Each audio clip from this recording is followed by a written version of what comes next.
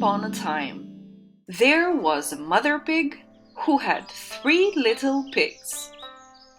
The 3 little pigs grew so big that their mother said to them, "You are too big to live here any longer. You must go and build houses for yourselves. But please, be careful. Make sure that the wolf does not catch you."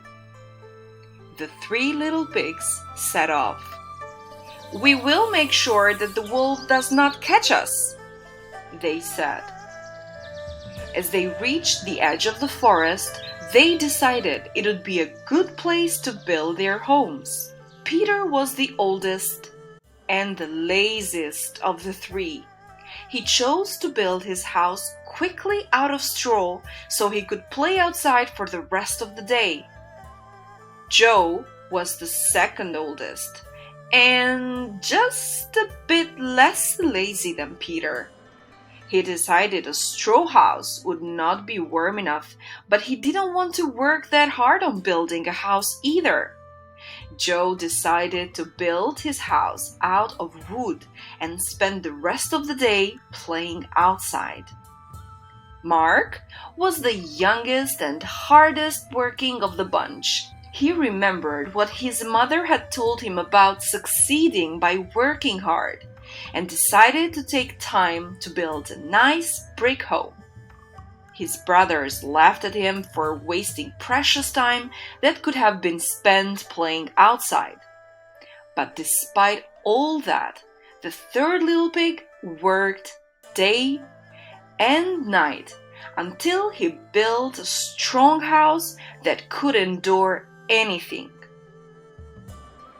However, one day, soon after they had settled in, a wolf came out looking for food.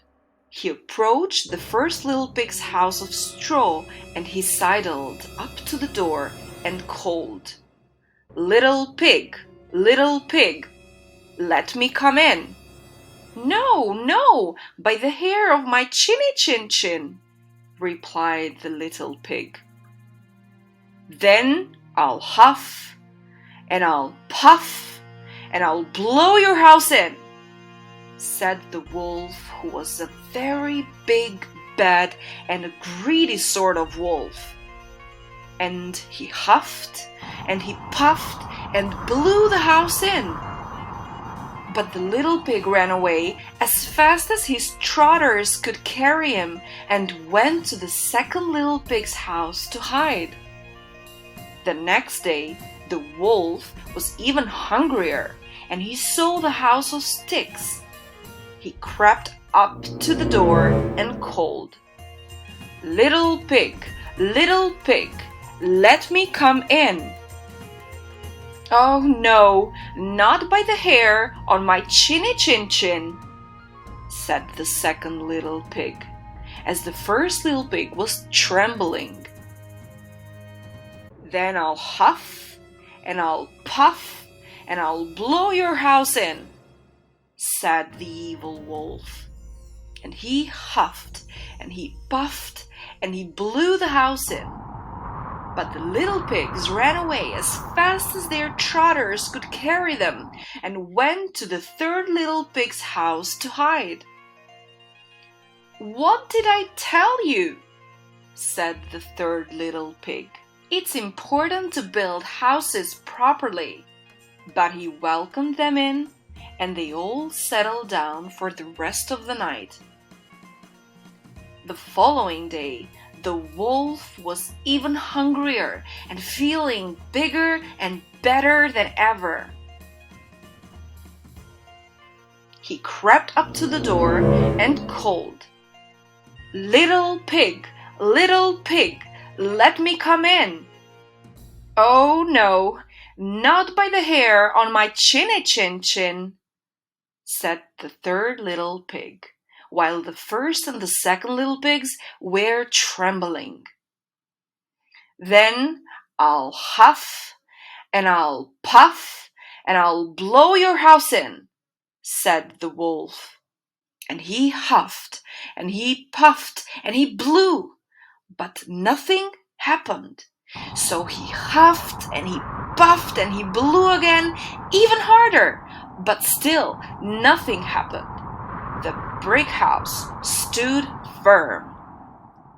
The wolf was very angry and getting even bigger and even better by the minute.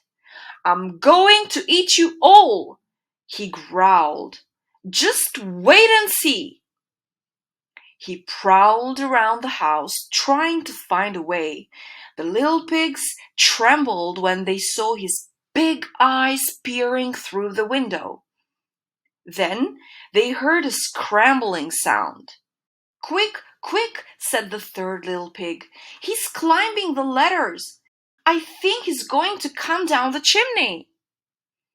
The three little pigs got the biggest pan they had and filled it full of water and put it in the fire to boil. All the time they could hear the sound of the wolf climbing the tree and then walking along the roof. The little pigs held their breath. The wolf was coming down the chimney. Nearer and nearer he came until, with a tremendous splash, he landed in the pan of water. "Yowie!" he screamed, and shot back up the chimney thinking his tail was on fire. The last the three little pigs saw of the big bad wolf was him flying over the treetops, clutching a very sore tail.